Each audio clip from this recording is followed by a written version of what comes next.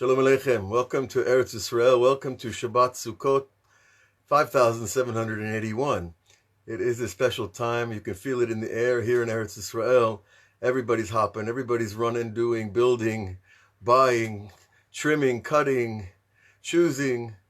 There's action in the air. You can feel it everywhere. And it's kind of exciting. It's an interesting thing because it's the excitement of mitzvot. You know, and the Arizal HaKadosh tells us that the main way he received divine inspiration was doing the mitzvot with joy. It's that simple. But of course, we all know it's not so simple to do mitzvot with joy because we've got to clear our minds. Yishrei Lev Simcha. We have to make our hearts straight to experience the joy of our Creator's will in us, right? That union of will. And that's where it all happens. Today, we're going to talk a little bit about an amazing idea. I asked myself a question.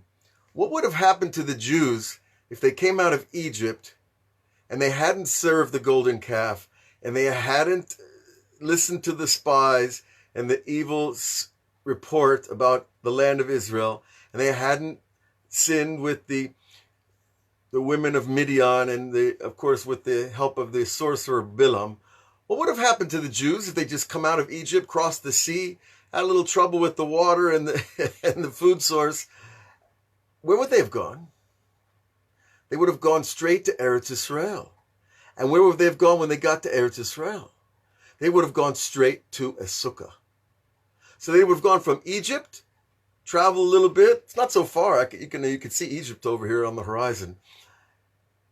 From the Red Sea, split the sea, come out, dry off. Well, they didn't get wet, right?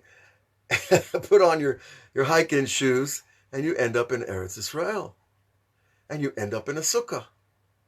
So it's an amazing idea that really God brought us out of our homes to sit us in these booths, in these derech, these bait arai, it's called, a temporary housing. Why are we being brought to sit in this temporary housing?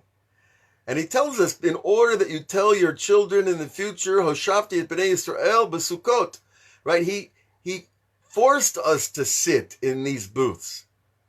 And we know, of course, the idea of sitting, yeshiva, is not simply just taking a load off and laying down, all that heavy goods that we're carrying around for all these years in a chair. No, that's not sitting. Sitting is releasing the pressure that's on the body in order that we can think, in order that we can gather our thoughts, in order that we can achieve a peaceful state of mind and body and heart and consciousness. So when we're standing, standing is a great way, to accomplish things. You need to stand for most of us, right? But when we need to have a break, to take a load off, we need to sit. So sitting in the sukkah was like God saying, okay, you finally got out of Egypt. Well, you had a little 40-year detour in the desert, but we finished that. Come, you're going to dwell in the land, you're going to inherit the land, but first thing you're going to do is dwell in these handmade boxes. But if you think about it, what's the connection with Shabbat? Well, of course, sitting. Shabbat is leshevet, right? The same root, the idea of stopping, ceasing all work, all activity, all acquisition, all this need to acquire stuff, all this running after things. I need this and I need that, and it doesn't stop 24/7. Well, it's supposed to be 24/6, right? But we trim a little off the edges, maybe 24/5.5, that we actually can stop trying to get stuff from the top to the bottom, whether you want to be the prime minister or you just want to get a fresh loaf of bread. There's a peace when we stop trying to grasp, to get, to acquire, to achieve. We give ourselves a break from all of that, and that's Shabbat. So you see, Shabbat and Sukkot are very well connected to each other. And if we had a better track record coming out of Egypt, we would have gone straight into the sukkah. So here we are, Erev Shabbat, the sun is coming down, we finished the sukkah, the lights are up, the candles, the food is ready. It's just like, sudden, complete relief. Relief from stress, relief from doing, from needing to do, from that urgency that you feel coming from wherever it comes from. Now, let's say you're not so religious and you don't keep Shabbat or you don't keep Sukkot. Do you stop?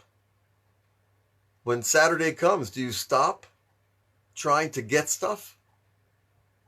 Do you ever experience being whole with what you have? So this is a big test. And Rabbi Nachman gives us an interesting statement. He says, who is the man that can sit in the chair? Ezu ish yochoshev b'kisei. Now a chair here, kisei, is like a throne, really.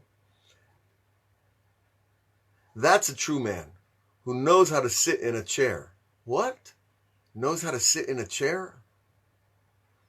What's he talking about?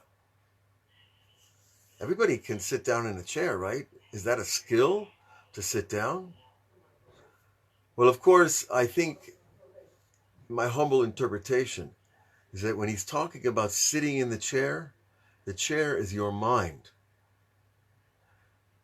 The place that you sit is in your mind. And if you don't have a chair in your mind, you never get to sit. You never get to rest. You never get to achieve that moment of peace. Internal, relax, release, freedom from needing anything. So that's the chair of the mind. And who is the man? Really a king.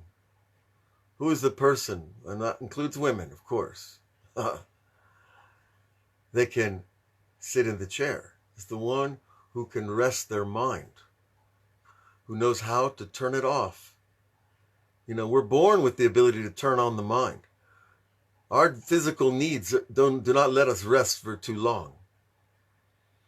But the skill of turning off the mind is one of the greatest skills that you can ever acquire. And you want to know what?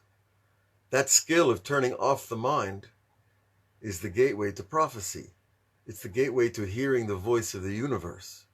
It's the gateway to divine inspiration to know what else is going on around you, even if it's thousands of miles away. Because when your mind is turned off, when you know how to sit the mind, like we sit in the sukkah and we sit on Shabbat, when we learn to turn the mind off and turn it down the volume and to just be an active but an observant observer of life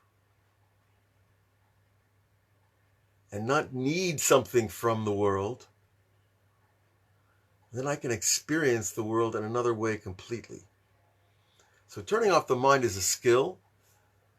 There are many techniques in Kabbalistic meditation. We've talked about many of them on our class on the Lighthouse program on Thursday nights.